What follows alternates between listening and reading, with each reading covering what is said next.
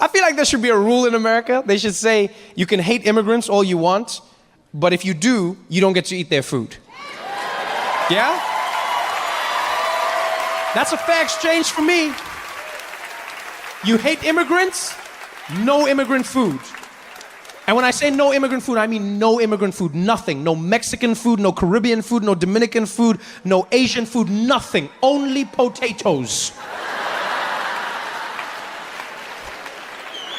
And I'm not even saying like flavored potatoes, I'm just saying plain potatoes. No spice. Because no immigrants, no spice. Don't ever forget that. Both figuratively and literally, no spice. And I know some people would take that. I know there's some people right now who'd be like, well, you know what, Trevor, take your immigrants, take your spice, and get the hell out of here. You say that now. Because you've never lived a life without spice. But don't ever forget, a life without spice was so hard, that it made white people sail around the world to find it. And like,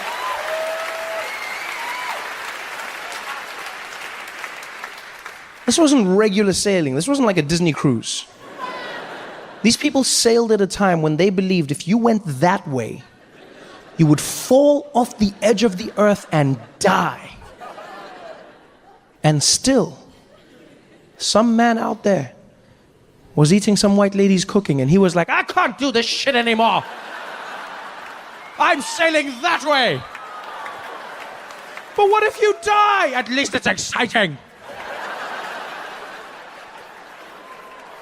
No immigrants, no spice. Hey guys, thanks for watching.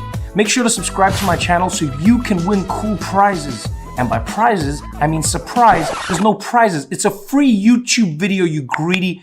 Just click the video, man. Why you want free things on free things? Sorry, I know this is weird. This is my tea. I know it looks like a magic lamp, but it's not. It's my tea. I have to drink this as much as possible.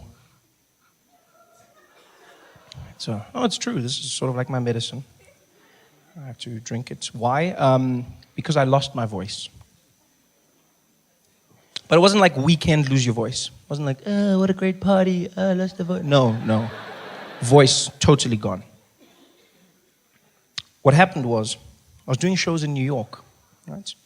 A whole lot of performances. And then one day, in the middle of a show, my voice disappeared. Out of nowhere. I was talking, and then, it's gone.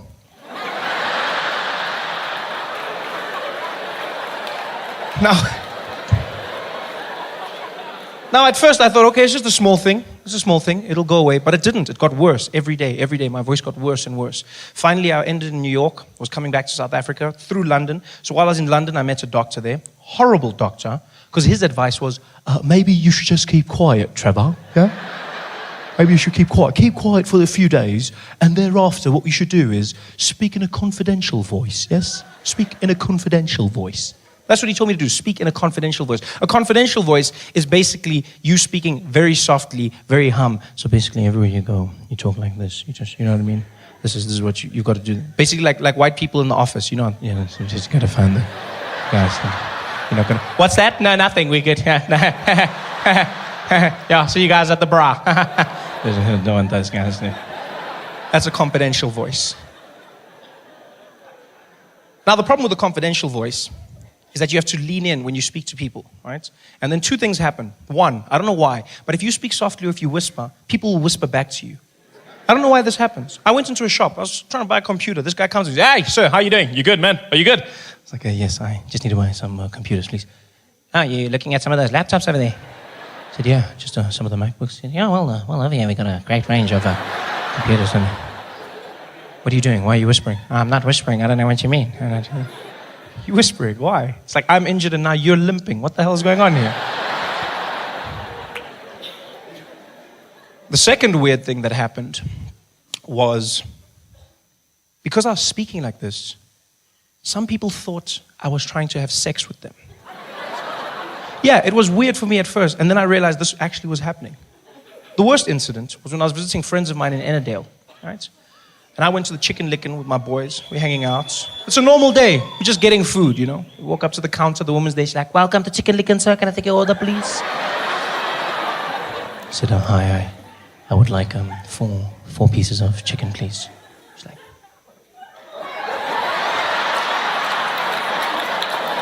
you want some chicken?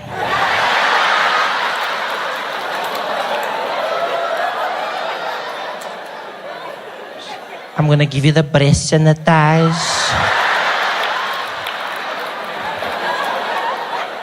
Now she's chasing me down the street. Do you know how scared I was? Running away, holding my chicken, screaming for help in a confidential voice. Help me, help me, help me.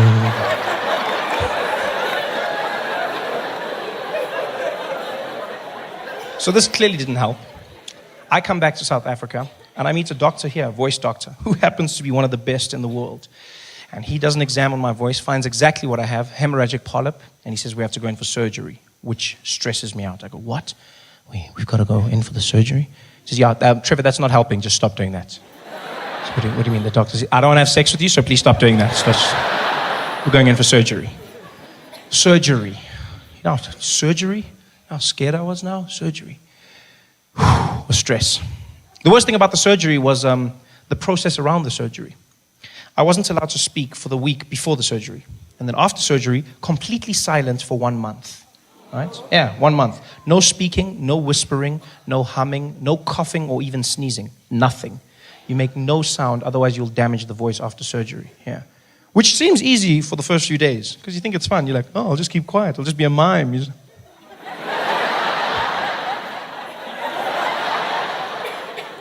Then it gets boring, and then it gets difficult. Because then you start meeting people that know you and they want to have conversations. Fans in the streets, friendly people, you know. White people were the best to meet, I won't lie. Because white people are just like, they're impatient. I like that, you know. Yeah, white people have no time for anything. I've seen this. White people don't like to wait. They're always in a hurry, always something to do. They just come up to me, they're like, hey, Trevor, right? The comedian. Oh, what, you're not talking? Oh, no voice. All right, cheers, bye. Gone. Out of my life, no stress. I loved it. It's great for me. Not so great for white people, though. That's why they pay so much in traffic fines. Yes. No, it's true. If you guys were just more patient, you wouldn't pay half as much, eh? Yeah. Because black people hardly pay anything. Hardly anything at all. Black people get to the traffic thing. You just relax the situation. That's what you do. You just relax everything. You just get there. You know, guy will come to your window. Baba, outkogang seat belt. And you're like, seat belt. Yeah, no seat belt. Eish, seat belt. Yeah, let's license one. License. Hey, ndoda, let's license wena. Mfethu license. Seat belt, license. Mfethu license, seat belt. Hey wena, mfethu license. Eish, hamba ke, hamba. Just relax it. I've seen white people at roadblocks. They have no patience. They get angrier at the metro cop. They get so angry, it's like he did something wrong. You see them. They get stopped there, so they say, you were speeding. Oh, bloody hell, man, you guys are everywhere. Nobody can drive anymore in this place, man. Yes, like you guys, every bush, I don't know if it's a bush or a metro cop. What the hell is going on here, man? Yes, like you guys, bloody hell. They should start calling you the flora and fauna police, man. What the hell? Guys in the bloody boat. What are you going to do? Are you going to give me a ticket or something? No, I was just saying, bloody hell. I mean, just give me the bloody ticket. Just give it to, okay, you want the ticket? I'll give you a ticket now. Give you the damn ticket. Yeah, just give me the bloody ticket. Yeah, I've got to, and your indicator's not working. 1,000. Just bring it down. Just relax. Just be a bit patient. White people have no patience. None. The complete opposite end of the spectrum, and the people I dreaded meeting when I had no voice, was Indians. No. Indians are the worst human beings you will ever meet if you're trying to have short conversations. Because I don't know what it is about Indians, but they're the most inquisitive people you will ever come across in your life. Question after question after question after. It's just like a thing in their culture. They've just got to ask questions. Questions. That's why there's no Indian GPS. You wouldn't get anywhere. You would not get anywhere. You'd be fighting with your car. Take me to Woolworths, please. Why you want to go to Woolworths here, boss? Just take me to Woolworths, damn it. Questions and questions. I met a group of Indian guys one day. It was a Saturday morning. These guys see me. They're very cool. You know, the guy's like, hey, Trevor Noah. Trevor Noah. Hey, what kind, brah? How you doing, man? Check this out, Fazil. Hey, Fazil, you know the show, brah? Yeah, the comedian there. Hey, the show. We got all your DVDs there, Trevor. Yeah, we bought them at Fordsburg, man. Hey, man. Hey, brah, you tops, man. You tops, brah. Hey, you killing the charros there, man. Killing us there, brah. When you doing another show, man? What? You're not talking now? You lost your voice. What happened? Hey guys, thanks for watching. Make sure to subscribe to my channel so you can win cool prizes. And by prizes, I mean surprise. There's no prizes. It's a free YouTube video, you greedy. Just click the video, man. Why you want free things on free things? You know, recently because of my job on The Daily Show, I got invited to very prestigious events. You know, I've started getting invited to very, very fancy functions. Functions I would have never been invited to before. You know, recently I got invited to my uncle's wedding. Never knew me before this. And before that, I got invited to an event in New York called the Met Gala, right? A very prestigious event, yeah, where 500 people are gathered together, different personalities from all walks of life come together, you know, actors, singers, painters, musicians, everyone. And you spend a night dressed very nicely, looking at history and art. Just walk around, smiling, looking sophisticated. Yeah, and it's so exclusive that they tell you exactly what you're going to be wearing at the event, right? So they're not dress code, exactly what you wear. So I got phoned. They said, Trevor, we'd like to invite you to the Met Gala. I was like, wow, okay. And they said, and you will be wearing a Ralph Lauren suit. And I was like, well, okay, how much is Ralph Lauren? But they were like, no, we provide it for you. Ralph Lauren is going to be giving you the suit. And I was like, wow, I get to go to the Ralph Lauren store and pick up a suit for myself. They're like, no, the man, Ralph Lauren, is going to give you a suit. Do you know how mind-blowing that is?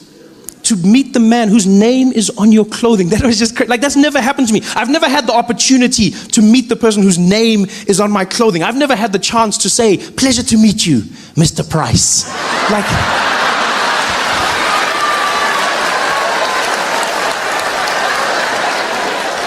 this is a new world for me. Here I am wearing his suit, invited to the Met Gala. And they tell you it's going to be a fun affair, you're going to have a great time. You get there, you eat with some people, you talk, you laugh, you walk the red carpet, which sounds like fun. You know, red carpets sound like fun. Walk down a carpet, people take pictures of you. Yeah, it's a lot more stress than it seems. Because you have to look perfect. I didn't know this. Like, you have to look perfect all the time. So, and they're so strict about it that they have a tent at the beginning of the red carpet that you don't see on TV. And in that tent, they prepare everybody. All the celebrities stand in the tent together, and then they make sure everyone's dress is perfect, everyone's hair, nothing is crumpled up, nothing, you know, and you stand there, and everyone's there together, which is really cool because you see all the celebrities like getting dressed basically, and you know everyone. They don't know you, but you know all of them. So like you're there, you're just looking at people, and people are very nice. You're like, hey, how are you? It's like, oh, hi, I'm Trevor. Trevor, nice to meet you. It's like, oh, Beyonce. You're like, yeah. Come on. Yeah, I know you from my bedroom wall. I know you. But you can't say that. You can't say, you see, because you got to look cool. You got to look cool. You know, you got to look like you belong. So now you're meeting people that you know, but you got to act like you don't know them, which makes you look like a jackass. Because now I'm there like, Trevor, who? Oh, Beyonce? Beyonce? Did I say it? Beyonce? Nice to meet you, Beyonce. Pleasure. Oh, and this? Oh, yeah. Oh, JZ. Nice to meet you, sir. Yes. You just look like an idiot. So I'm standing there getting ready with everyone. And then there's a guy who basically tells each person to walk out one at a time. Each celebrity, you walk out onto the red carpet. And there's 3 stations on the red carpet. When you walk out, the first section is American photographers. They take pictures for all of their magazines and newspapers. When they're done with you, you move down to the second section. That's the European photographers. They do the same thing for their magazines. And then you move to the last section, Asian photographers, Japan, China, that region. They take pictures, and then you walk into the event. So you walk to each one. They tell you to smile. Don't smile too much. Closes your eyes. Don't not smile. Makes you look angry. And pose with your body and your head. Pose body and head. Because some people make a mistake and then turn. You know. Don't do that. Turn everything at the same time. everything. So I'm ready. I'm like, I can do this. So I'm in the tent with all the celebrities, and the guy's calling people out, lets them out one by one, because they don't want two people in the same shot. They don't want Beyonce there and then me in the background, like, So the guy's like, okay, we're ready, guys. Look, we're ready. Rihanna, let's get Rihanna out. Rihanna, come on, how are you? Good to see you. Come on through. And so Rihanna walks out, Anne Hathaway. Anne, how are you? Come on, Anne, good to see you. Go on, yeah. And then it's my turn. The guy's like, you. Yeah, you. Come on, let's go. Come on. I'm like, me, okay, me. He's like, you ready? I was like, I'm ready. He's like, okay, go on. And I stepped out, and immediately when I got out, I realized I wasn't ready. I was not ready at all. I was not ready. And I've never seen that many flashes in my entire life. You step out, and it seems like every camera in the world is flashing at the same time. All of them screaming. It's like, it's just bright. It looks like someone threw a teaspoon in a microwave. It's going crazy. It's like, and everyone's screaming your name. Trevor, over here. Trevor. Now you're trying to find them. You look like a madman with voices in your head. You're Trevor. You're like, yeah, speak to me, Jesus. You're trying to fight. You don't know where the thing is coming from. You're like, come on, Trevor.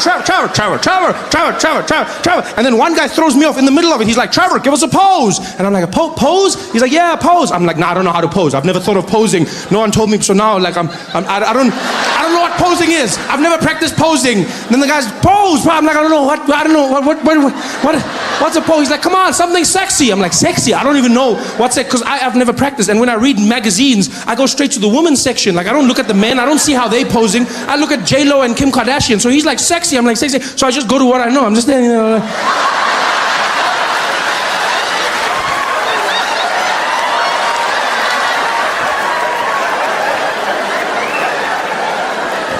I was like, what the hell? Okay, stop that. Okay, that's good. Okay, go on. Good job. I was like, okay, that was stressful. So I moved down to the European section. I'm getting there. I'm still stressed. The bright lights have got my eyes going. The next guys are there like, okay, Trevor, are you ready? I'm like, I'm ready. He's like, okay, all right, over here, Trevor. Some guys didn't know my name, though. I could hear that. Because one guy said Trevor, another guy said Trevor, then other guys were just like, Trevor. Yeah. But it's sort of like with a dog. Like a dog doesn't really know its name. Like if your dog's name's Spotty and you go, Spotty, it's like, huh? So I did the same thing. So, they were like, Trevor. I'm sure there was one guy who hated me and he was like, never! And I was like, I didn't care. I was in the mix. I was posing. I was sexy. I was doing my thing. I was loving it. And the guy's like, okay, good job. Go on. And I walked down and I went to the Asian section. And I stood there and all the photographers were ready. And then they just looked at me. It was... I don't think you guys understand, like...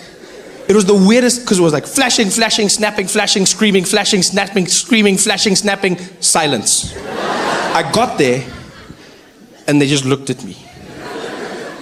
And then they looked at each other, and they looked back at me. They looked at me the way you look at food that's just arrived at your table, but no one has ordered it. That's the way they looked at me. Like they were waiting for the menu, like for the waiter to come and be like, sorry, we didn't order. Did you order? Who ordered? No, we didn't order this. We ordered celebrities. We don't know what that is.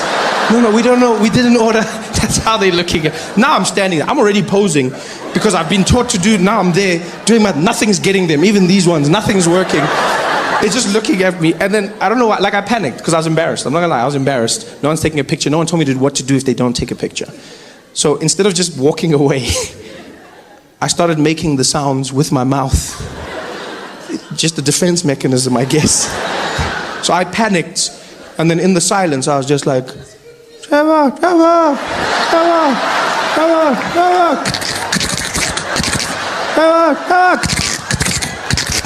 And now they're just looking at me like, Trevor, good job. And I was like, Hey there, thanks for watching. Now, all I need you to do is click on that little circle on your screen. Yeah, that one. Oh, yeah, just like that. Hold on. Yeah, click. Nice. This is so amazing. So many of you here to see me, huh? I feel like Meghan Markle. This is dope. That was like the most amazing experience. I didn't know that the royal wedding was going to be this weekend. I didn't know it was going to be today. I planned my show long before them. I knew that I loved you before he knew. That's what I'm saying. I planned our big day long before they planned theirs. And then now everyone was like, oh, you're going to London? Are you going for the royal wedding? Are you here for the royal wedding? Are you here for the royal wedding? It's quite an event, I have to say. Like everything, everyone is watching everything about you.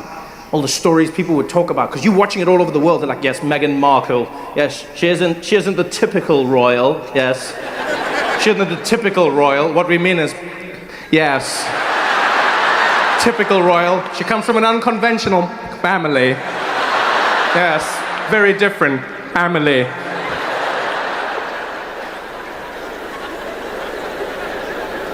And I was like, yeah, man, she does. She comes from an unconventional family. Just like Harry, same thing. Come on. That's true, same thing. And they look good together.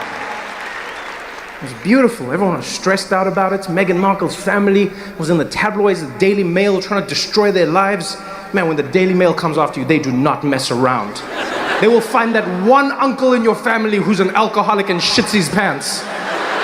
Meet Trevor's Uncle Bobby. I didn't even know I had an Uncle Bobby. Well, now you do, and he shits his pants. And they'll always find a way to try and link it to you like it's your fault. They'll be like, Meghan Markle's uncle's son, Donnie, didn't pay his bills. She doesn't even know him. Doesn't matter. It shows that her family is unconventional. I'm not gonna lie, I was glad that it was the white side of Meghan families that was, I'm not gonna lie. We could not handle that as black people. That is the last thing we needed. Can you imagine if that was the black side of the family? Really? If Meghan's dad was on TV and he was like, oh no, I'm not coming to their wedding, no. Here we see Meghan's father posing for photo. You caught me again. Oh no, you have caught me. Black people would have never, because that's the hard thing about being a minority, whether you're black, whether you're whether you're Arabic, whatever it is. Like if you're a minority, if you have a certain skin tone, you know that every action you commit, like taints your whole, your family, taints your everything. White people are individuals. That's white people. That's like the best thing in the world. That's what white privilege means to me. You're an individual. Let's look at Dave. He is excellent. He's a mass murderer. As Trevor, if I killed half of you tonight, they'd be like, those mixed breeds. I take everyone down with me. So much stress. So I was glad. Like her mom was there. She was all, fly, looking beautiful as well. The wedding went off without a hitch. And my favorite thing was how the British media talked about how black the event was. And I understand it. Here's the thing. This is like one of those things where I understand, like they want to talk about it because you're not used to having like a black wedding, right? But so like everyone today, I had like CNN contacted me and they were like, Trevor, would you mind speaking about the wedding and really all the black performers? There was a black cellist and there was a black choir and a black pastor. How do you feel? Black? I don't know how I'm supposed to feel. How do you respond to that question? How do you feel about, I don't know how I feel, it's a wedding. I don't know, what do you want me to say? That's a normal wedding. I wasn't watching that wedding being like, whoa, there's black. So much blackness, another one. It's a wedding, what do you want me to say? It's people. And also like, I feel like people go too far. Like, that's where you realize that there's not enough like diversity in your world, is if you think that made it a black wedding. Let me tell you something, a black cellist has canceled itself out. If you have a black person playing the cello, it's safe to say that you've canceled out the blackness of that event. That's the safest way to introduce blackness into your family. Daddy, I'm dating a black man. What? He plays the cello. All right, bring him in. Even white people think a cello is white. When you walk in with a cello, white people also like, well, what the hell is that, man? It's like, it's the black wedding. It wasn't a black, it was just a wedding. It was a beautiful, beautiful wedding. If it was a real black wedding, it wouldn't have ended. That's a real black wedding. It would never end. If it was a real black wedding, Prince's Nigerian uncle, he would have found like Harry's Nigerian uncle, he would have been in the carriage with them. I'm not paying for this carriage, I'm not riding in it, huh? You want to ride alone, Harry? You want to drive alone? Let me tell you something, huh? Let me tell you something. We are all getting in this carriage, eh? Every single one of us. Adibo, get in the carriage. There's space for everybody. Don't be like that, Harry, huh? This is your family's day. This is not just your day, huh? When you were a little boy, who was there for you, huh? Who was there? That I was here, eh? I was there. Uncle Adebayo was there for you, Harry. Don't be like that, huh? Don't be like that. Huh? Where do you think you got your boss spot from, huh? Where do you think you got that from? That's a black wedding. This was just a wedding that included black people. That's all it was. And it was beautiful. It was beautiful to see all the celebrities showing up, all the famous people. They sang God Sing the... I never noticed that when they sing God Save the Queen doesn't sing. Which I understand. I mean, I feel like that would be a little bit weird. Like, she knows. Like, which is... Like, that's what I like about the Queen. I'm not gonna front. Like, she has a gangster vibe about her. Like, she's gotten to that point where she's like, yeah, I'm the Queen, I'm over it, let's keep it moving. She doesn't act like someone who's the Queen anymore. She's just like, I'm over it, I'm the Queen. And so everyone's standing like, God save our Jesus Christ, and she's like, yeah, I know, save me, I know. I'm not gonna sing it for myself. Call me like, save me, oh, save me. She's like, I don't need you assholes to save me. I drive myself. It was such a beautiful day, every single piece of it. It was wonderful seeing the people in the streets. Everyone had a smile on their face. You know, everyone was happy because, like, Harry's popular. He's popular in Southern Africa. He's popular in the UK. He's got that cool vibe about him. You know, Meghan Markle as well. He inspired people. The only weird thing in the wedding for me was they had a black pastor, right, African pastor, and this was like, it was weird in a good way. He started giving a sermon, and he started talking about Martin Luther King, and then he started talking about slavery. And I could see in that moment, there were people in the audience who were like, God save the Queen, God save the Queen. Somebody stop this man, God save the Queen.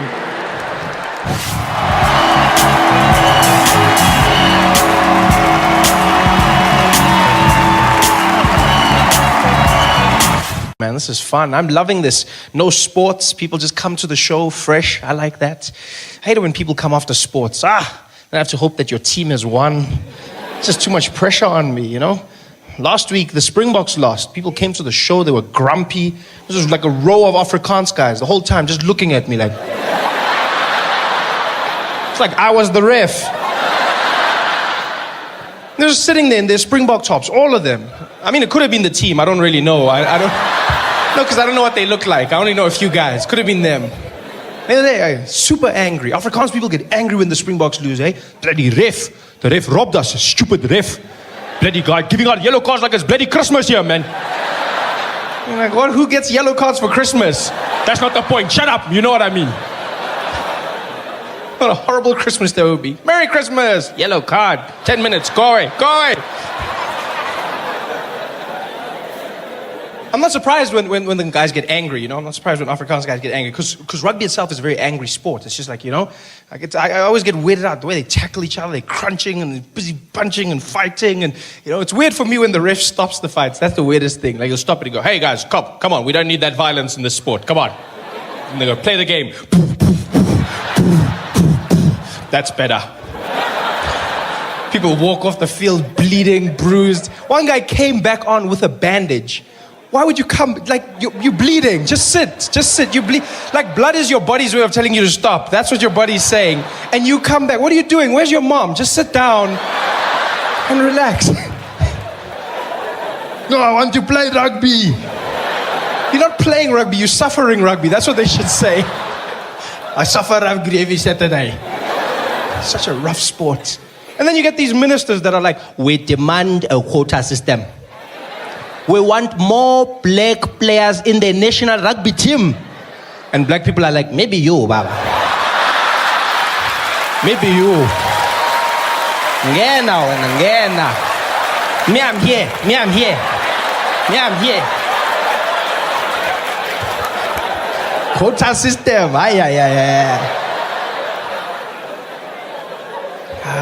It's tough. People get angry when the Springboks, they don't even need to lose a lot. One game and people get depressed, you know? They're like an A student that gets a B and people are worried, you know? Whereas when Bafana loses, no one really cares. Oh, Bafana. We've become so complacent with that team. Like anything is enough for us. Have you noticed that? Anything.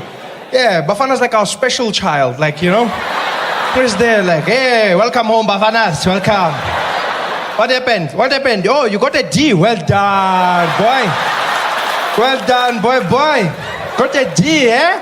Hey, at least you finished the test this time. Well done, Bafanas. Bafana, that's what they do. They lose or they draw. They don't win. No. Drawing is a win for us. Yes, we drew. They lose. Although they won their last qualifying match against Botswana. That was a good thing, yes. Bafana beat Botswana. Yes, the great footballing nation that is Botswana. Destroyed them. 2-1. They won't mess with us again. I'm glad Bafana won. I'm glad, you know. It was a weird match, though. We were in Durban when the match was being played. And it was a weird day because Bafana won, but then they weren't through yet because we needed Ethiopia to lose in order for them to go through, which is always weird. Bafana does that to us. You always have to support other teams and them. It's so much stress. Now you're there. Come on, Gabon. And so Bafana won, but the people in the stadium didn't know the other results. So they were happy. They were cheering. They thought we're going to Brazil. People were happy. The guy in the stadium, well done, Bafana. People were, yeah. Unfortunately, Ethiopia has qualified for the Brazil World Cup. It was the first time in my life I heard a depressed and confused vuvuzela, eh? Sounded like an animal dying in a corner somewhere. Because 1 minute it was confident, it was there like...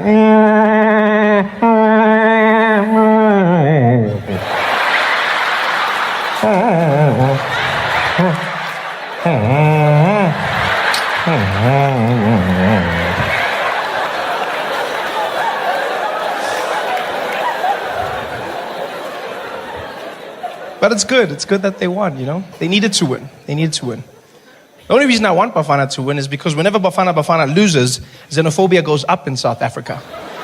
Yeah, this is a trend I've noticed. I started seeing this. It even happens at the matches. Zambia played against Bafana, beat them, and then when the Zambian team was leaving the stadium, the Bafana fans started throwing stones at the Zambian bus. Yeah, throwing stones, thousands of fans. Could have hurt the people badly. I don't know why they weren't throwing at Bafana, because they didn't win. But they were throwing at the Zambians. Could have hurt them. Nobody was hurt though, luckily. Yeah, because it was Bafana fans, so the stones were just like... Just couldn't hit the targets.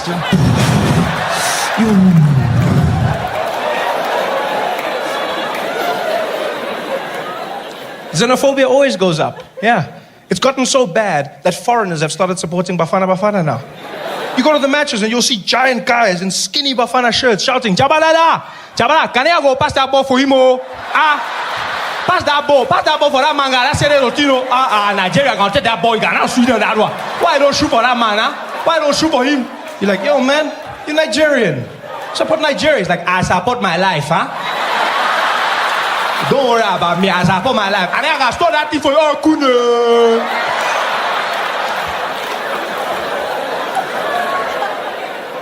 It's tough. It's tough out there.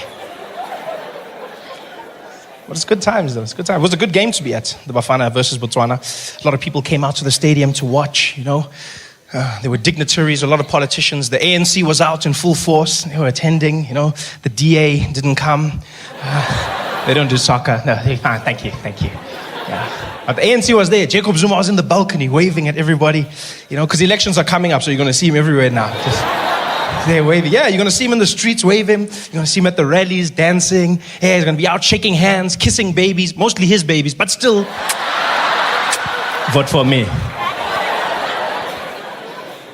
Because he knows he has to connect with the people. The ANC's having a tough time right now. This is one of the worst times in ANC history. Highest levels of corruption, lowest levels of service delivery. The ANC is just a shadow of its former self.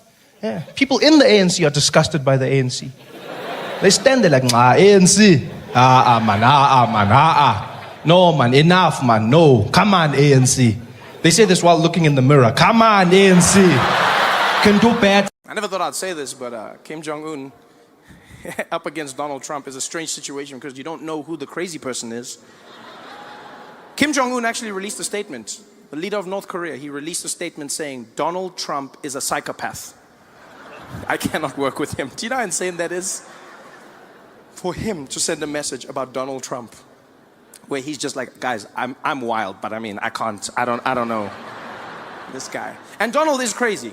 People ask me all the time, they go like, Trevor, come on, you're not being serious. I meet South Africans, they go like, Trevor, come on, man, Donald can't be that crazy, man, eh? Come on, you've got to give him a bit of credit, man, something. Guys, that guy's crazy. Then they'd be like, is he that stupid in real life? Then you're like, yeah. Then it's like, so is he stupid like Malima and them? Then I'm like, no, guys, Julius is smart, don't play those games. I know people get tricked by Julius Malema and Jacob. Those guys are smart. Especially Jacob Zuma. People get fooled by him, you know, because he's got that cute vibe. Always giggling. That guy is a master tactician. Look now, vote of no confidence. Survived again. People are shocked. How did he do it? How did he do it? If you watch Days of Our Lives, he's the Stefano De Miro of this game. Every day he wakes up looking in the mirror going, like sands through the hourglass, so are the days of our lives.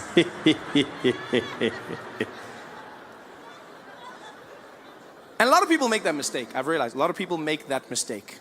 You think our politicians are stupid. Maybe it's because of how they speak. Maybe it's because of how they sound. You know, Jacob Zuma's smart. Jacob Zuma was the head of intelligence for the ANC during the struggle. Jacob Zuma started the chess team on Robben Island. A lot of people don't know that. He started the chess team. Yeah, that's why he's so good with moving the cabinet around. He's busy, yeah, Pravin like that because he's a horse. Check.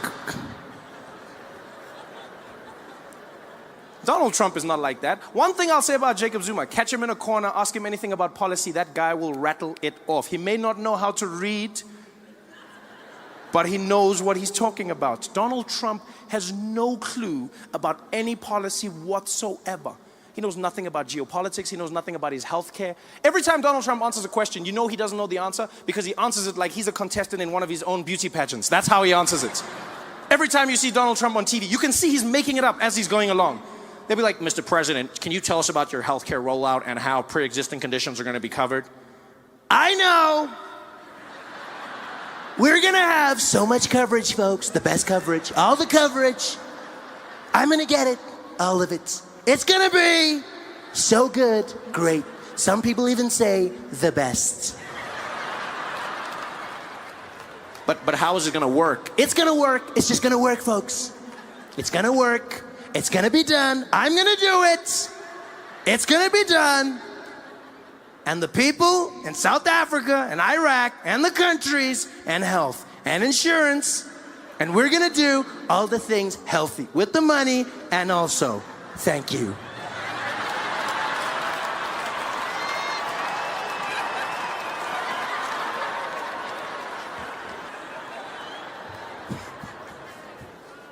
Donald Trump is losing his mind, saying the craziest things. We're going to build a wall, and Mexico's going to pay for it. I love how Mexico's like, we ain't paying for shit, man. We might build your wall, but we ain't paying for it, man. Stupid. Donald Trump's just doing his own thing. Everything seems to be going wrong for him. Now he's getting ready to start a war, launch a nuclear weapon. North Korea, they will know. Fire and fury. Fury and fire. Fast and furious. Tokyo Drift. Like no one's ever seen. This guy's gonna blow up the world, people. He's not having a good time. So I correct people all the time. I go, look, man, say what you want about Jacob Zuma. He knows his policy. Yeah, doesn't mean he's getting things right. Doesn't mean he's doing the correct things, but he knows his policy. You can't say they're the same, you know? And say what you want about Jacob Zuma, but he knows how to handle his ladies. Yeah, he doesn't have any problems there. Donald Trump, walking around in public, his wife smacking his hand away. Pa! In public. Do you know how embarrassing that was? Donald Trump was there trying to hold Melania's hand. She just slapped it away. He tried to grab it and she, pop. And then the second time, he tried to grab it and she just did like a little thing. And everyone was like, are they okay? Are they fighting? I was like, yeah, of course they're fighting. They're having a horrible time. Completely horrible time. And you don't even need to see the video of the hands to know that they're having a bad time. I've had a theory for a long time that Donald Trump and his wife are not in a happy relationship. And I don't want to start any rumors, but I've noticed this. You know, I've noticed it in their speeches. Every time Donald Trump or Melania speak, it seems like they're throwing shade at each other. They're giving a speech, but they're actually talking trash about the spouse. Every time, all you have to do is listen to the subtext of what they're saying. For instance, Melania Trump came out. She made a speech about her platform as First Lady. In America, every First Lady gets to choose what their dream job is going to be, what they're going to be doing to help the country. Michelle Obama says she's going to help kids get healthy meals and work out. Melania Trump came out, and what did she choose? She came out, no one forced her, and she was like, as First Lady, I believe we need to fight against the cyberbullying. All of the people on the Twitter who are saying the bad things, we need to stop them. We need to make sure that they cannot carry on what they're doing. I was like, do you know your husband, lady? And now I realize she was doing it on purpose. They were having a fight. Yeah. She probably got home that night, dropped her keys on the table. Donald Trump was sitting in the living room, turned on the lights. Hi, Melania. I saw what you said about me on the news. It was very not nice. Oh, hello, Donald. I didn't see you sitting over there. I thought you were watching the cartoons. You know I was watching the news, Melania. I watch all the news. Fake news. So what are you going to do about it, Donald? You want a war? You've got a war. I'm gonna get you, Melania. You're gonna pay. Do your worst, Donald. Oh, it's on. I'm the best at worst.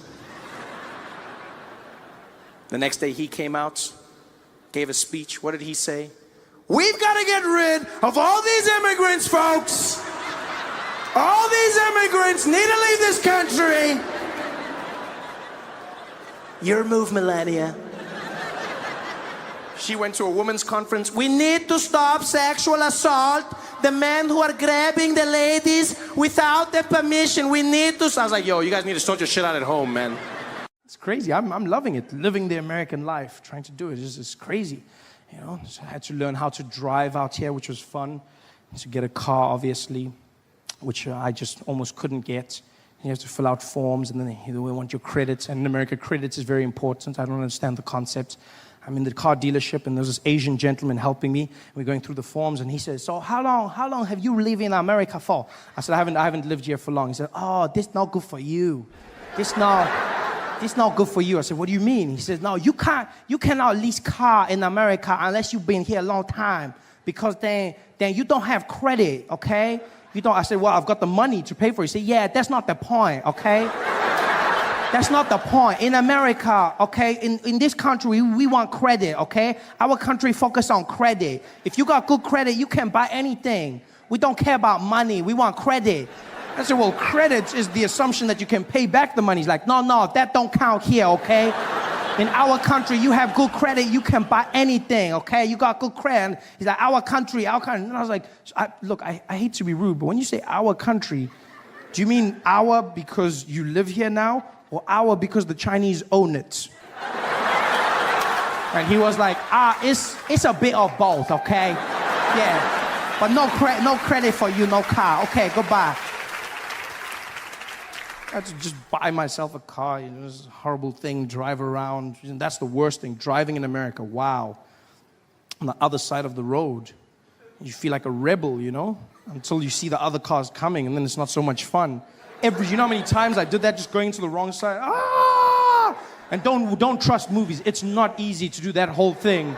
No, people don't just drive and no, they stop. They just look at you and go, what are you doing? In the movies, you drive past. What are you doing? Aren't you supposed to know they don't drive? They just wait for you to turn around, and the street is so small. You're doing one of those turns, just watching them in your shame, just like it's horrible. I had to practice for months. It was the worst. I remember I drove into a street once. I thought I'd learned. It had been months. I'd been doing it well. And then I turned into the wrong way. And I saw this little old Asian lady driving towards me. And I was like, no! And there was nobody else. So I swerved the car around. I was like, whoa! I was like, yeah! Hero! And I drove. And there were 50 cars coming this way. And I was like, you bitch! And I told my friend the story. I told him this. I was like, oh, this is what happened. And he was like, oh, that's so funny, man. That's so funny. And he's like, who was driving the car? I said, a little old Asian lady. And he's like, oh, yeah, you can't say that, man. You can't say that. I said, what do you mean? He's like, yeah, you can't say she's Asian. I said, why not? He's like, yeah, because that's racist. I said, what, that she's Asian? He's like, nah, if she's a bad driver and you say she's Asian, that's racist. So let me get this straight. Asians are not allowed to be called bad drivers. Is this not racism in itself? Everyone else is allowed the world of bad drivers. But if I'm driving on the freeway behind an Asian person and they're swerving around, and I go, this bad driver, you drive like crap. And I pull up next to them, I'm like, oh, no, sorry. You're not a bad driver. You're just Asian. I'm sorry. It's not racism in itself. It's madness. So now what I had to do was get around using a GPS, you know. Decided to get one of those. First, I tried to be a cheapskate. I thought, oh, get a phone with a GPS. That was a horrible mistake. Bought myself one of those iPhones with Siri. Oh, your assistant, she talks to you. She listens to you. If you're American, she doesn't understand one word I say. I don't understand why. I speak English, and they're talking to her. Doom, doom. She's like, what do you need? I'm like, Siri. Please call Peter. You want pizza? No, cancel. Siri, I need Peter. You want pizza? No, Siri, I want pizza, not pizza. You want pizza? No, Siri, what's going on here? You want to, Siri, you're not making sense. Siri, are you having an attitude with me? You tell me. I don't know what the hell is going on here. Siri, just listen to me. I don't know. What do you mean you don't know? Siri, just, bitch. Dialing mom. What the hell? This is horrible. I had to buckle down and buy myself a real GPS to get me around, which has been working like a charm. If you don't have a GPS, you get yourself one. It's the best thing you'll ever do. Just don't make the mistake I made and buy it from Craigslist. I bought one off Craigslist, and the guy who sold it to me didn't tell me that it was a Spanish language GPS, which was not so good. I didn't understand anything she says. Look, I still get around because the arrows are in English, thank God. But otherwise, it was just horrible. And I hated it the first few days, and then I fell in love with her. She's just, you know, I don't understand why more Americans don't speak Spanish. It's such a sexy language. I'm sitting there, and like all the men in here, you want to feel like a man. You get yourself a Spanish GPS. Oh no, you don't understand. Traffic never sounded sexier. It's just like, I just punch in random destinations and she guides me around. She's like, dum dum. Sigue tocando que para conocí. En 200 metros sería la de la cha. And I'm just like,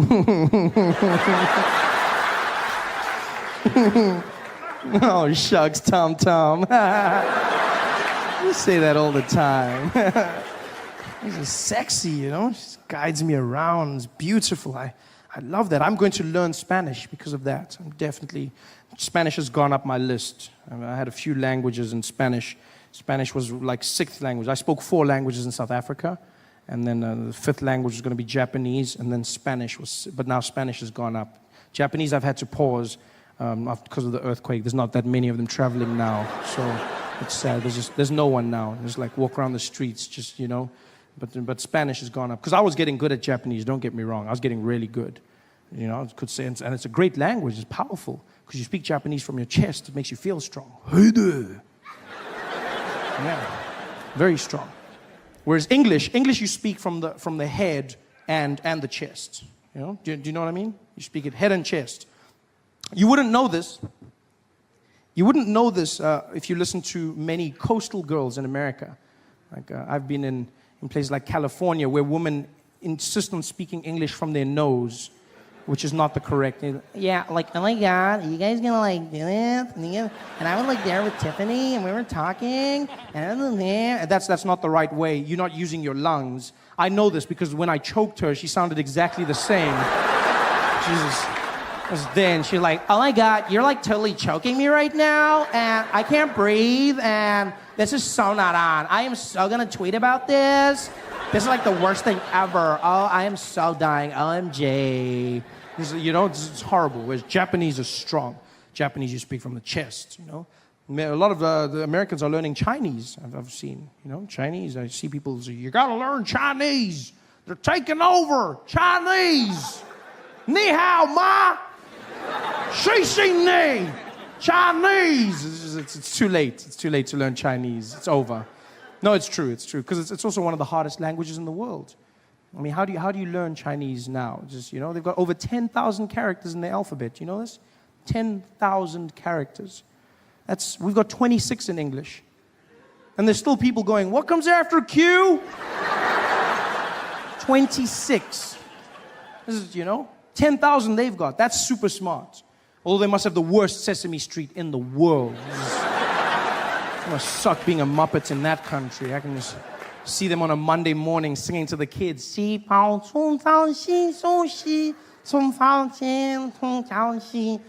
years later, it's just horrible. Horrible.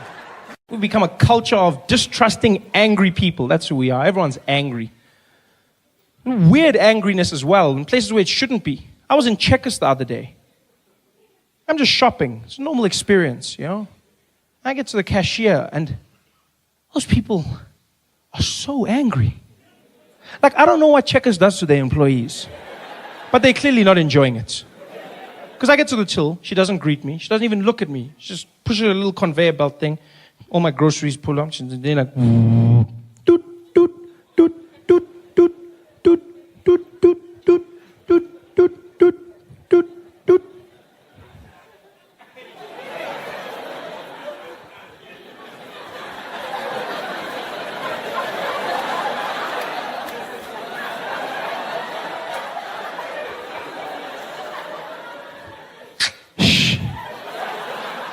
They look at you like your dad invented the barcode.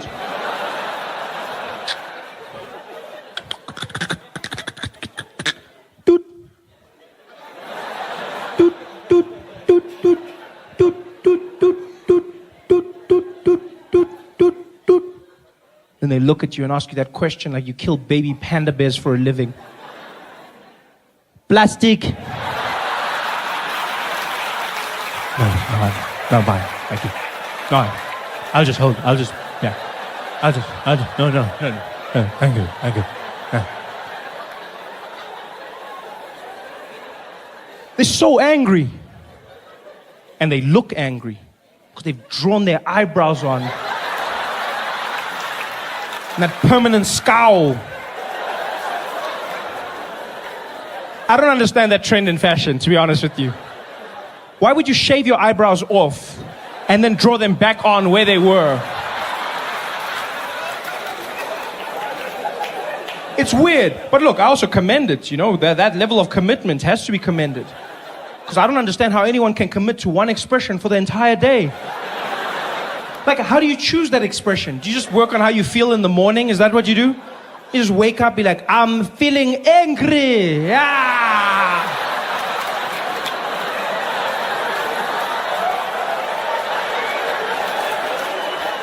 What if something good happens?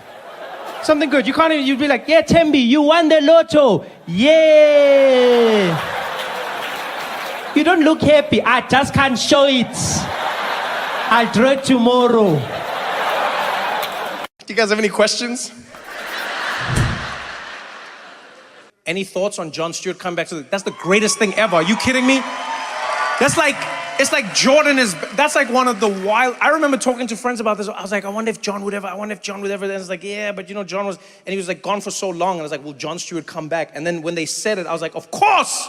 Of course, and in the election, you know what it's like? It's like, I love Marvel movies. Like, well, not the new ones, but like there was a bunch, no, when they were still like really good, you know what I mean?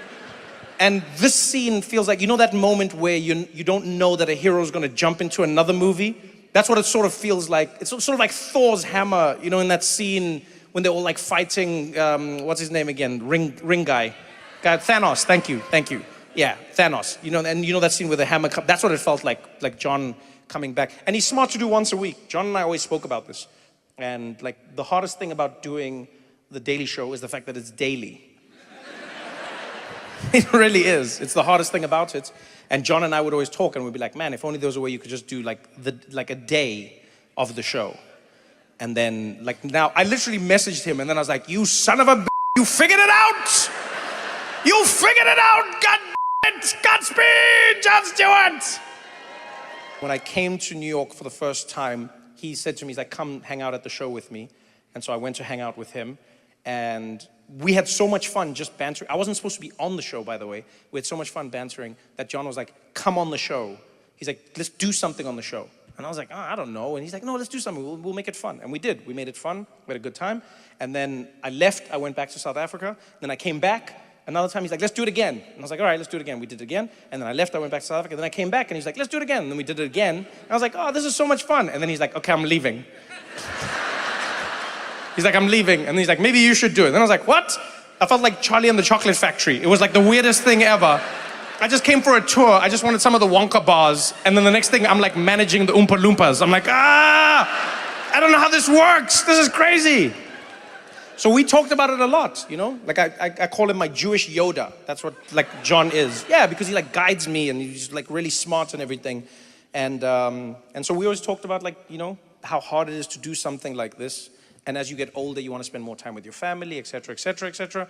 And then, and then when I heard this, I was like, yes. And the worst thing is I knew, but then you can't say to the people, you know? So now you're walking around like, There's nothing worse than having a secret that's cool, but you can't say anything because it's still, and then, you know? So I was just like looking at people like, oh. And they're like, what? I'm like, oh, you don't even know. You don't even know. So you're originally from Austin. Okay. All right. So what would you suggest? What's your name, man? Laurel. Laurel. Pleasure to meet you, Laurel. So you're from Austin. Where in Austin are you from? I'm South South Austin. Austin. I like how you just do, I've never been to a place where people do that, by the way. Yeah, you guys just have like compass directions. So if I were in New York and I said to somebody in the audience, where are you from? They'd be like, oh, I'm from New Jersey, I'm from Long Island, I'm from Queens, I'm from Brooklyn, I'm from... Here, people are just like, South. I'm sorry, relative to where we are now, or... What do you mean? I'm from South. It's like, you know, we have names for places now. You don't have to have that old time mentality anymore. People act like they're still on horse and carriage. What part of town do you live in, partner? I live south. Literally, it's just like, and I've learned there's inflections to them. So people be like, south, they say it like that. And then like east, people draw it out. They'd be like, oh, you're in east? And then I'm like, I don't know what happens in east, but I don't think I like it. Okay, so what would you recommend, Laurel from South? What am I trying to do? Something interesting, something that I couldn't do anywhere else other than Austin. Something to see, something to experience. What would you recommend? Barton Springs. Okay. What is Barton Springs? It's a natural spring. Ooh, I like that. Yes, as opposed to unnatural springs. I wonder what that would be. Right? It's like a toxic waste dump. I don't know where the water comes from, but it's great. It really is. Plus this third arm is handy for washing my back. So it's a natural spring. And do people still go into it? Yeah, you go in. Clothed or unclothed? You wear a bathing suit. Okay, typically. So some people do not. I like the two of you. Like, I love this because you're telling me all the information and then you've got two people next to you and they're just doing hand signs. So I was like, clothed or unclothed? And he was like, and then I was like, do they do so? And then she was like,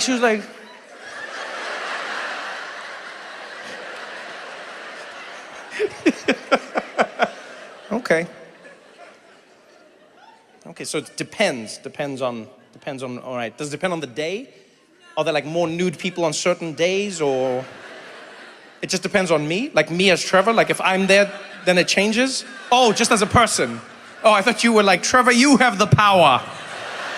Oh, that would have been exciting. I would have been there tomorrow like, hey, take that off. Laurel says so. Okay, I'm gonna Barton Springs. I will do that. Is it open every day? Do you pay to go into it, or is it just like a, you do, you pay, and then,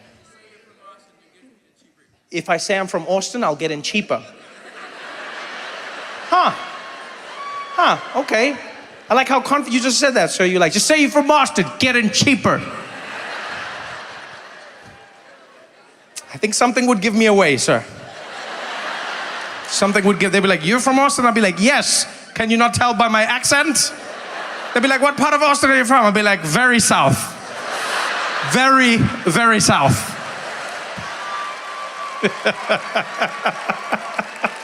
Oh, that's fun. I like that suggestion, Laurel. All right. So you're originally from here. Who's this gentleman next to you? This is my boyfriend, Benjamin. This is your boyfriend, Benjamin. Hey, how you doing, boyfriend Benjamin? You doing good? Yeah. How long have you two been together?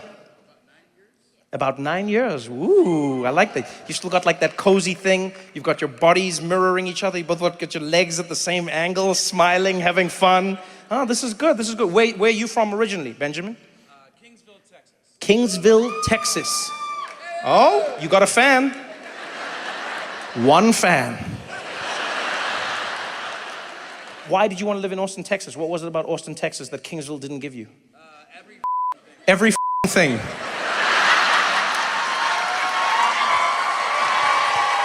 The way he said that was amazing. He's like, everything. Trevor, they got everything out here. They got water, they got lights, they got electricity, they got cars. Okay, well, good for you. Good for you. Congratulations. When's your anniversary coming up? It's 9 years. When does it become 10? Wait, why are you choosing it?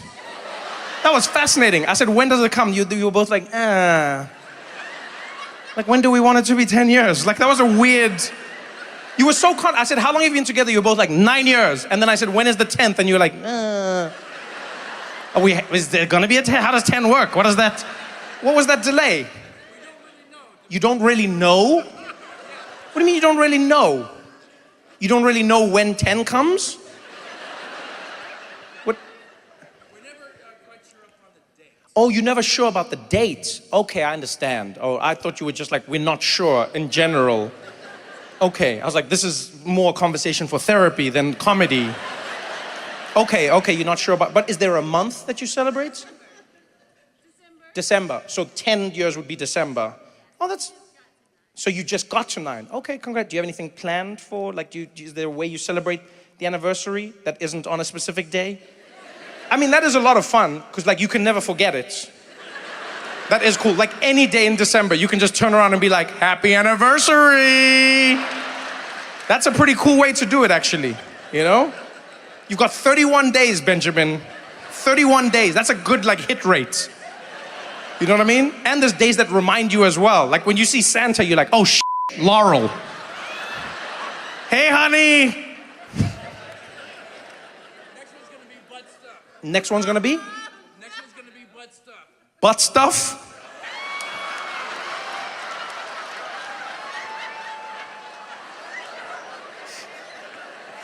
Oh, man. I love how you said that with the biggest grin on your face. You were like, the next one's gonna be butt stuff.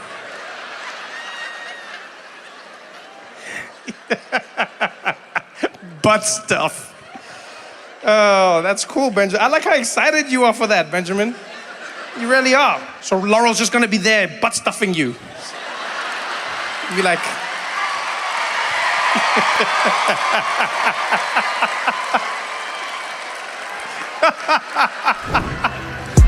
That was probably the worst time ever. Is flying into America as an African during the Ebola crisis. It was the craziest thing I've ever seen in an airport. You'd walk in, there'd be tension, They'd usher everybody into a special quarantine area, ask you questions that they don't normally ask. The number one question they always ask was, "Sir, have you been in contact with Ebola?" They'd always ask, "Sir, have you been in contact with Ebola?" I love the sincerity of the question. Like there was a chance my answer could be yes. And next stop, Disney World. Like, what kind of person do you think I am that I'd still be embarking on a journey, having knowingly been in contact with the most deadly disease on the planet? Like, who do you think I am that I'd be there like, I don't care. Booking.com has a zero refund policy. I'm going to Disney World, even if it kills me, Mickey Mouse, and everybody else, I'm going. Have you been in contact with Ebola? And they always said it like Ebola was like a distant relative. I love the phrasing. Have you been in contact with Ebola? Yeah, I spoke to him last week. He's doing well, eh? Thank you very much for asking. Ebola made flying a nightmare. Because Ebola was one of the craziest things I've ever seen in terms of the human condition, how quickly we're taught to panic. You know, 1 minute I'll be flying, I'll see people of Middle Eastern descent getting pulled, you know, random selections, beeping through the machine. And then Ebola happened, and all of a sudden the focus shifted. Focus shifted, and now it was Africans getting pulled aside, Africans waiting. Middle Easterners were cruising through security. And then almost as quickly as it started, it flipped back overnight. And I'll never forget when it happened. Right after the Charlie Hebdo attack in Paris. That attack happened, and almost the next day, Ebola wasn't a thing anymore. Middle Easterners were back in the spotlight. Normal service had been resumed. Because after Charlie Hebdo, I would walk through airports and no one gave a damn. They didn't care about me, where I was from, nor the bananas in my bag.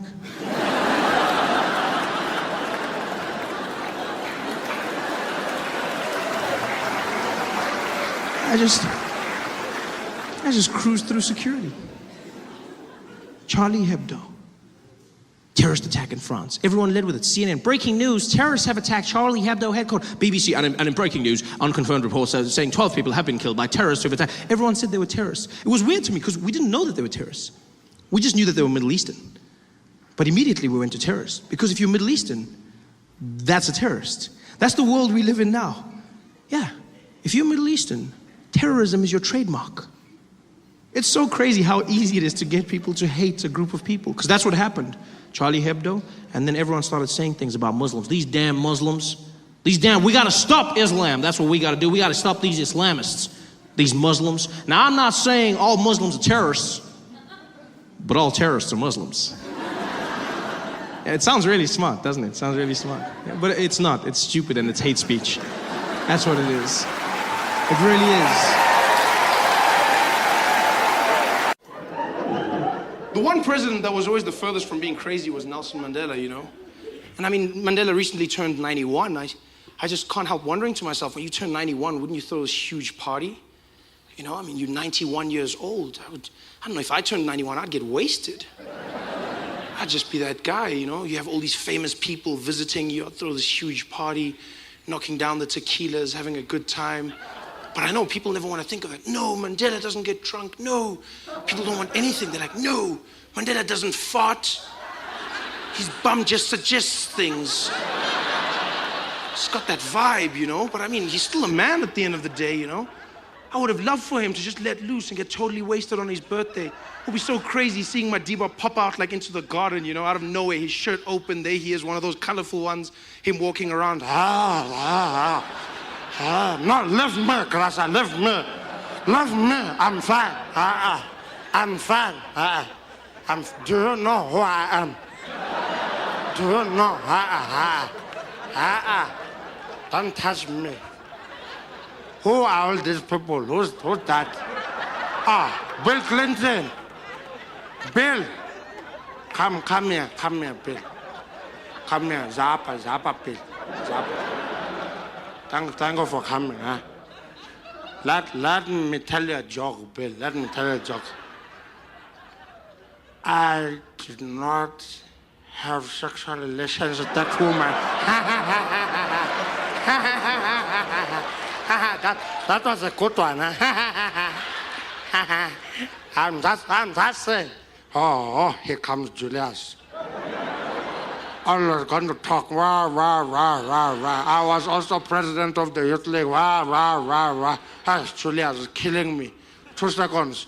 Julius, 6 times 5. Okay, it's fine. It's fine. He'll be there for hours. Yeah, let's carry on. Let's carry on.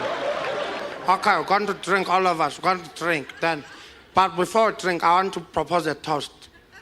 All those people who thought I wouldn't make it to 2010. Yeah, he'll never make it. He'll never make it. I'm still here, 91. 91. Yeah, 91. Even Michael Jackson died before me. Even Michael died before me. I did go to Zambia, though. Fantastic place, Zambia.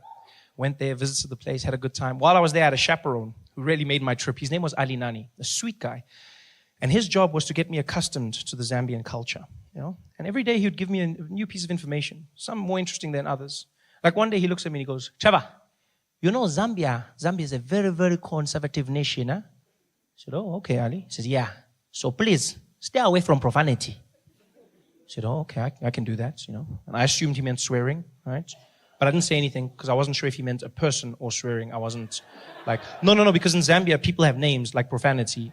So that's how I laughed when I met Screwdriver, eh? That's the same way I laughed. Yeah, because you see, in South Africa, we have African names you can translate, like happiness, blessing, hope, those kinds of names, right? But then in Zambia, people give their names, like their children, they give their children names of everyday English words, anything. So like table, chair, car, house. Yeah, you see like this, you just have to get used to it. It's very hard, but you have to keep a straight face. Which was difficult because I met a mechanic who had sons named Brake and Clutch. And that was not, especially when Brake was running around causing chaos. And his dad was there like, stop it, Brake, stop it, Brake, stop it, Brake. And I was like, hey, stop it, Brake. But you have to get used to it. It's a cultural thing, and so you have to respect it. And the second warning Ali gave me was even stranger. We're driving through Lusaka, the capital. And Ali looks over at me in the car and he goes, Trevor, you know here in Zambia, we're a very God-loving nation, eh? I said, oh, okay, Ali, that's a good thing to know. He says, yes. So while you are here, don't be gay. So what? He says, I know it can be tempting sometimes, but don't do it, huh? Don't be gay. Don't be gay? I've never been warned of this in my life. Don't be gay. Hey, bro, don't be gay. Don't be gay. Don't be gay. Crazy warning to get. But then I found out why Ali was warning me. Turns out in Zambia, being gay is illegal. If you are found to be gay, you will be arrested and sent to prison for more than 30 years. Yeah. Which is a bit of a weird punishment.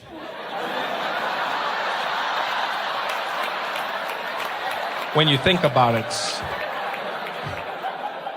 I mean, I'm not saying gay guys would enjoy prison.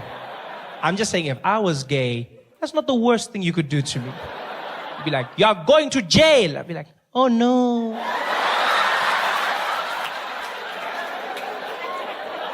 Don't be gay. I couldn't believe this. Gay is a crime in Zambia. Which got me thinking, if gay is a crime, that means the police have to monitor it. They actually have to police gay. Yeah. Which means in their police force, they have a gay division. It's a crime. It's a crime. So that means they've got a murder unit, they've got a robbery unit, they've got a white-collar crimes unit, and then they've got a gay unit. Huh? Yeah, they've got a little G unit in their police force that's responsible for all things gay. That must be the most fun police force to be in the world. You get to go undercover, dress up really nice, get in touch with your flamboyant side, just have a good time. I bet the sergeant's there every morning, briefing his detectives. Good morning, detectives. Welcome, everybody. Today we will be launching a sting operation. We have just been informed of a fashion show that will be taking place. And as you know, the gays cannot resist the latest trends. Therefore, we will be in full attendance to apprehend each and every one of them. Let us make sure we are here. Detective Chipua, present. Detective Table, present. Detective Mungai. Present. I think he's in too deep.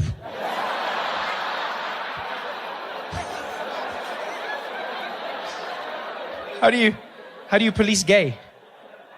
Do they stop you if you look suspiciously gay in the streets? You know? I mean, gay doesn't have a look, but maybe you've just got a bounce about you. Maybe you just have like a bit of pizzazz. Maybe, you know? Do the police pull up there and it's like, woo! You over there! What is the purpose of that flamboyant scarf? Put your hands up! Turn around! Don't tempt me! Don't tempt me! You're going to jail. How do you police gay? Do they have roadblocks, like for drunk driving? Do they have gay roadblocks? We're just stopping people in their car. Good evening, officer. Good evening, sir. License, please. Thank you very much. Mr. Stylish, huh? Tell me, sir, have you been a gay this evening? What? Oh, no. I have not been a gay. No. In fact, I don't gay at all. I see. Not even one or two? No. No gays for me. No gays for me. Okay. Then tell me, sir, what is that I can smell on your breath? Is that balls? No, I don't even eat chutney. No. So you are not gay? No, not gay at all. Then, sir, can you please blow into this?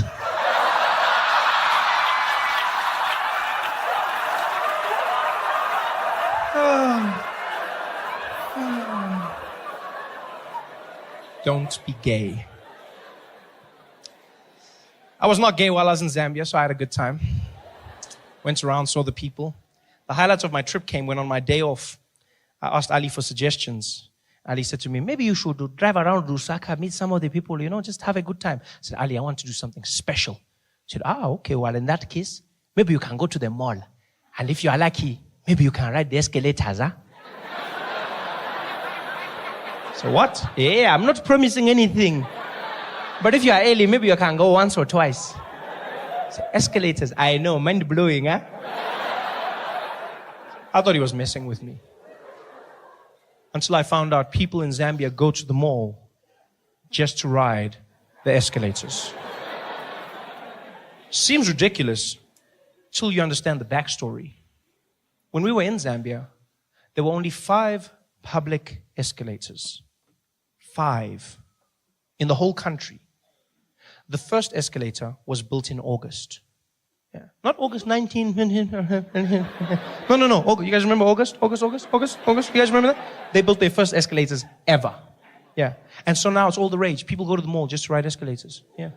But now, I don't want you to picture like some dusty village. That's not what Zambia is. It's a beautiful place. They're developing just as we are. They've got roads, they've got airports, they've got beautiful hotels, stunning shopping malls. They've got everything we've got, even faster internet. They just never had escalators. And now they started building them. And because of that, people go there and they just spend a day riding escalators. Dads will go home and fetch their kids. Children, we are going to the mall. To do what, Daddy? To do shopping. And to ride the escalators. Yay! We couldn't believe this, so we went to the mall, right? We get to the mall is empty. Escalators are packed. People are standing in lines, going around, doubling back on themselves. There's old people, young people, even couples. There were couples. Guys that actually picked up women by saying, I'm going to take you to the escalator, girl. Ooh, you're so fancy, eh? Escalators. Some people didn't even know how to ride the escalators. Kids were easy. They just jumped on. Old people would panic. There was one guy who got on the escalator and it was going up. And I guess to compensate for something in his mind, as it went up, he started leaning. He fell down. He was hurt so badly. Oh, it was fantastic to watch. We spent like 3 hours doing this, just watching people riding escalators. And you know what? Our patience paid off. Because in hour 3, the most fantastic thing happened. A school brought a class of children to the mall. And their excursion was just to ride the escalators. It was magic. 30 kids, about 5 years old, cutest things, wearing their little black and white uniforms. and they're standing there together holding hands, and they were so excited, so they're shining, you know, not from excitement, that Vaseline. Just...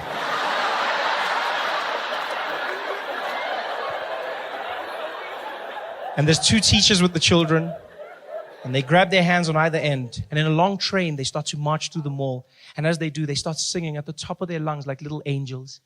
Escalator, escalator, escalator, oh, escalator, escalator. And it was the sweetest thing ever. People are waving at them, smiling. And these kids see the escalators, and they lost their minds. These kids went crazy. They're not holding hands. They start screaming and running around. It looked like a zombie movie or something. This is like they're jumping, but then you see the smiles on their faces. It looks like the end of Sarafina. You're like, what the hell's going on here? These kids are screaming and having the time. They're jumping around, doing cartwheels. The teacher can't control them. She's panicking, like, yeah, get back, get back. 2 by 2, 2 by 2. 2 by 2 was one of the kids. I didn't know. She was like, 2 by 2, next to me, single file. Other kids are still jumping. She can't control them. There was one fat kid. He couldn't jump, so he just shook himself. Escalator. Escalator. It was the most amazing thing I've ever seen in my life. It's like I had gone in a time machine to a time when escalators were new, brand new and popular. So popular that people were taking pictures of the escalators using their iPhones. Chipiwa, technology, eh? Who even thinks of these things, eh? Can you imagine? Hey, we are in the future now, man. Mechanical moving stairs, huh? What are we going to see next? I don't even know. I wonder how it works, eh? Let me just check there. Siri, how does an escalator work? I don't know, eh? But the pilots are calm, they cool, you know, you get into the air, they start making useless announcements that you don't even care about, you know, just to give you that feeling that he knows what he's doing. You get up there as the seatbelt lights go off, boom. Ladies and gentlemen, as you may have noticed, we've reached our cruising altitude. Currently sitting at 23,000 feet above sea level, cruising at about 720 kilometers an hour in this Boeing 737, one of our favorite planes in the Starflight Alliance fleet. It's a beautiful sunny day up here. We might encounter a few bumps, but nothing too hectic. The cabin crew will be taking care of you. In the front, we've got Esmeralda and Jonathan. In the rear, Simon, Dupitseng, and Ferrer. I'll be taking care of you. And if you need anything, don't hesitate to call. I'll let you know once we've begun our descent. Until then, please enjoy your flight. Thank you. Dun dun. You're like, oh yeah, pilot. Yo, my guy, pilot. It's cool. I just don't like the fact that they never let you know when something's gone wrong. It freaks me out because they trained to keep you calm no matter what's going on. And I noticed this because we hit turbulence coming into Joburg. There were hectic storms, and the plane started shaking, and it wasn't like the calm turbulence. You know, it's that turbulence where people, the knuckles get white when they're holding their, and because people try and act natural in the plane, they'll be like, and then they get to a point where they're like.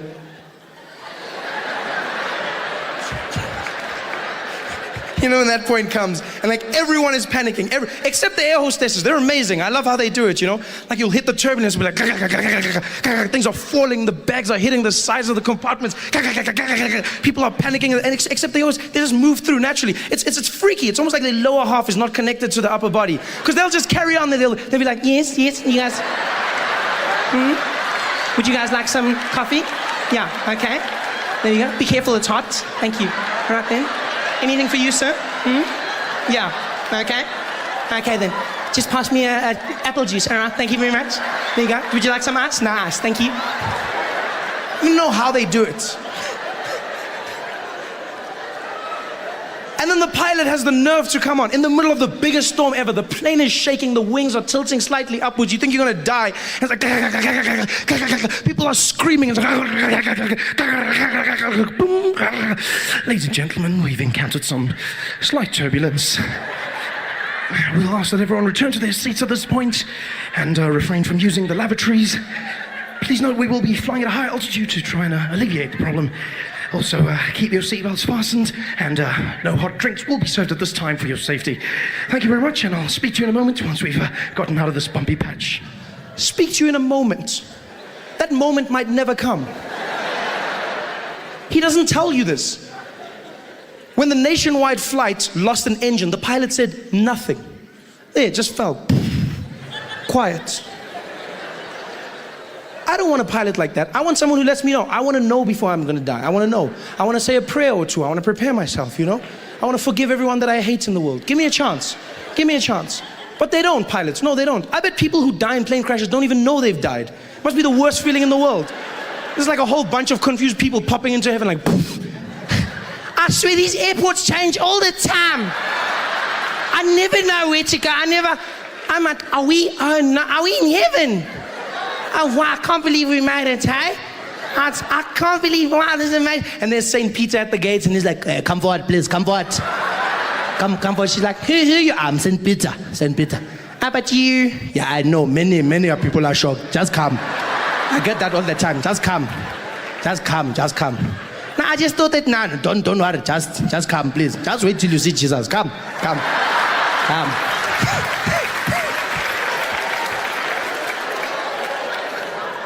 I don't want that. I want someone to let me know when I'm going to die. Like taxi drivers. There's no person who dies in a taxi not knowing that they've died. Just before the crash, taxi driver will be like, yo! People walking into heaven like, yo, dead. Dead. Yeah, no, Shonile, we're dead. Gone. Ay. They know. Sometimes they survive the crash, but they still think they did. They're walking on the pavement, dead. You're dead.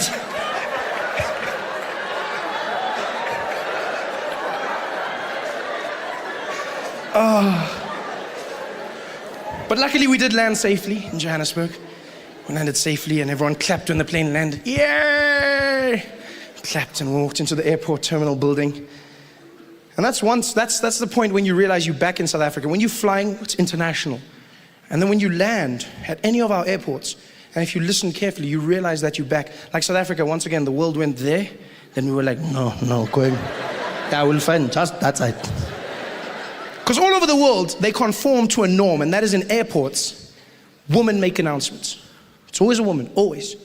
And she's always calm, always monotone, always come over that system. She sits in a room quietly.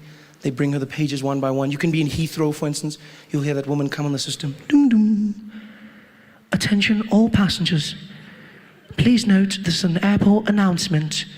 No passengers are permitted to leave any items unattended, as this may be seen as a security risk. Any unattended luggage will be removed by security and destroyed. Thank you. Dun dun. Everywhere in the world, even if you go to like non-English speaking countries, they still conform to that norm.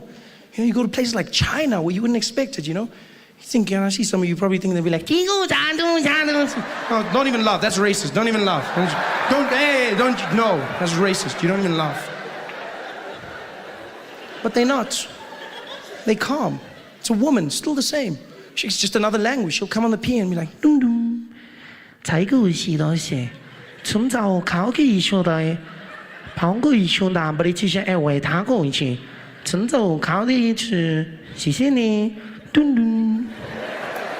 you know they've conformed. And then you land in South Africa. And you know you've landed. You know that you're back home when you walk into the airport terminal building. You walk in, and I don't even know if they audition the people who do it. No. It's almost like whoever's closest to the mic gets to do it first, you know? It's the craziest thing. Luckily, 99% of the time it's a woman, but she'll come on. It's the craziest thing ever. As you walk in, she'll come and be like, dum dum. Attention all passengers. Attention all passengers. Hello, I'm talking to you. Hello. Yeah, all the people is Lankula.com. The plane is delayed. The plane was going on 2, it's going on 3. Yeah, all the people must just take a ticket for that one. You're going to have a problem, nah? Just take on that. If your ticket says 2, then it's going to be 3, nah? Then you mustn't complain when the plane is not there, because then I need that told you now. Then you must just phone the people that are coming to pick you up. Must tell them, yo, I need my plane is changed. It's stuck. And then they start speaking to people in the background. They don't even turn off their mic. All they must just tell the people they are. But tell you, I want the plane. I need drink. I need drink. Yeah, I need I need jelly. Yeah, it's chicken. Yeah, Ngifuna i-drumstick, angizongihlanya, angifuna i-breast mina. I-drumstick, yeah. Yeah, ngifuna i-drumstick. Okay, ngiyasebenza wena, ngiyasebenza.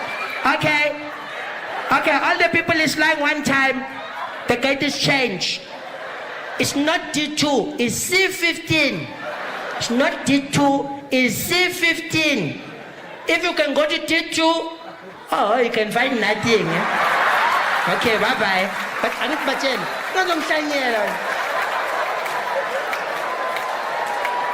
Hey there, thanks for watching. Now, all I need you to do is click on that little circle on your screen. Yeah, that one. Oh, yeah, just like that. Hold on. Yeah, click.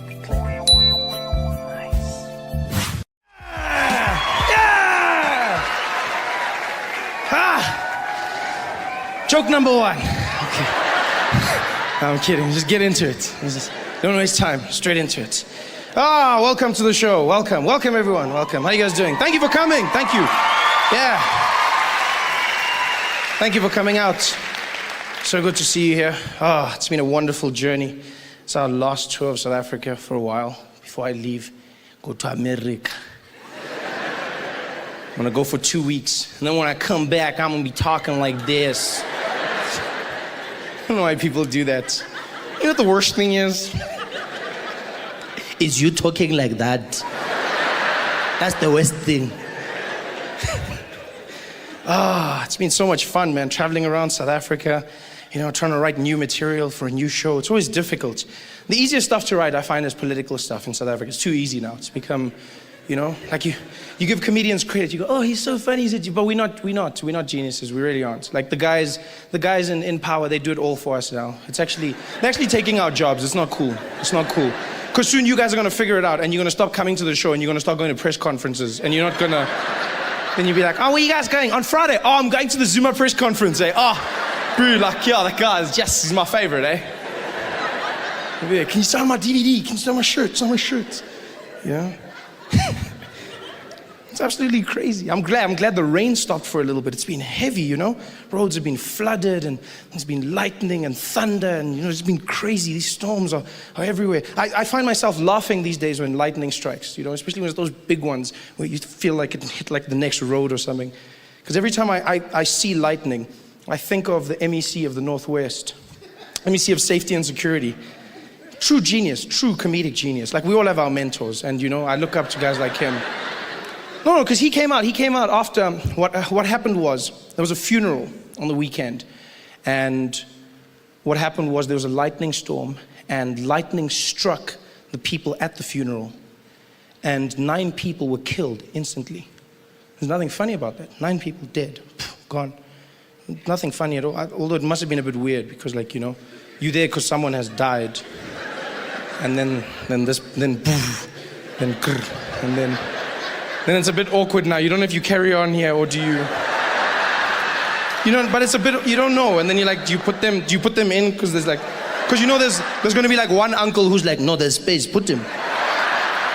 I must buy another box. It's just like, you know what I mean? And if you've got like one of those possessive mothers, those mothers that love their kids, probably then she's crying and then everyone's like, and then they dead, and then they're like, oh, then she's like, don't you dare, don't you cry for them, you don't cry for them. You came here for this, you came here, you save your tears and you cry where hey, they freshly dead, you can cry for them next week, you bring those tears here. But there's nothing funny about it, and so what happened is on the Monday after the funeral, the MEC came out and he held a press conference. And he was there and the journalists had all gathered and it was very serious. And he came out there and the photographers and everyone was there and he said, we have had what have happened on that funeral. Let it be known that we will launch a probe and we will not rest until we know where does this lightning come from. Not rest. His assistant was probably like, up. He was like, ewe apa. We want to know, where does it come from? I didn't even make the joke. He just said this. I just repeated it to you. It's like, you see. And now it's election time, which means politicians are out in full force, kissing babies. Helen Zizla is dancing again and speaking Xhosa. You know it's election time, you know? ANC comes out with a huge campaign. If you are not happy about service delivery, then you must vote for change. I'm like, but you guys are the ones. Yeah, but will change. You're like, so what, must we vote for someone? No, don't vote for someone else. Just keep it here. Yeah, keep it here. Just keep it here. Oh, yeah, bring it back. Keep it here. Yeah, bring it here. No, we'll change. Just keep it here. Yeah. Whoa. You got the DA chasing after them. I mean, I like the fact that the DA is the official opposition, but like, they can't point out everything. Like, after a while, it just gets boring, you know?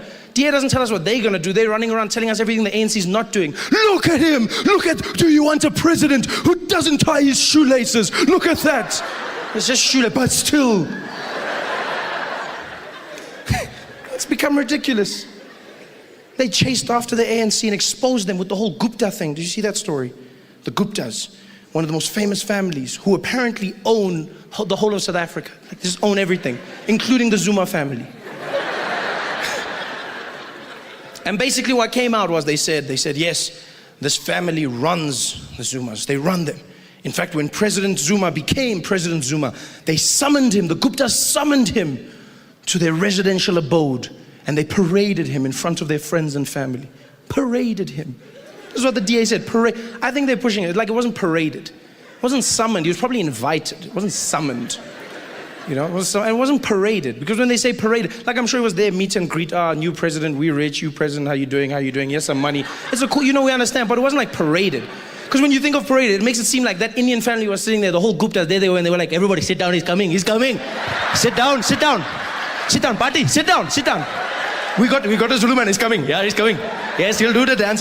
Sit there. Have you got your popcorn? You got your popcorn. Okay, everyone got it. Done. Dim the lights. He's coming. Dim the lights. He's at the door. Start the music.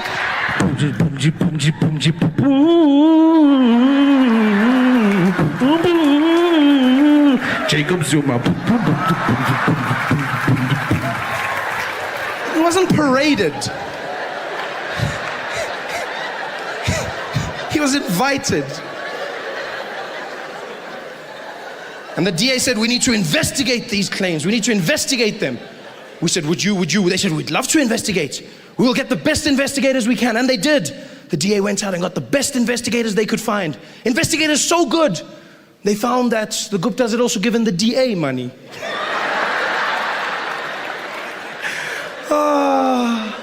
Priceless. Hey there, thanks for watching. Now, all I need you to do is click on that little circle on your screen. Yeah, that one. Oh, yeah, just like that. Hold on.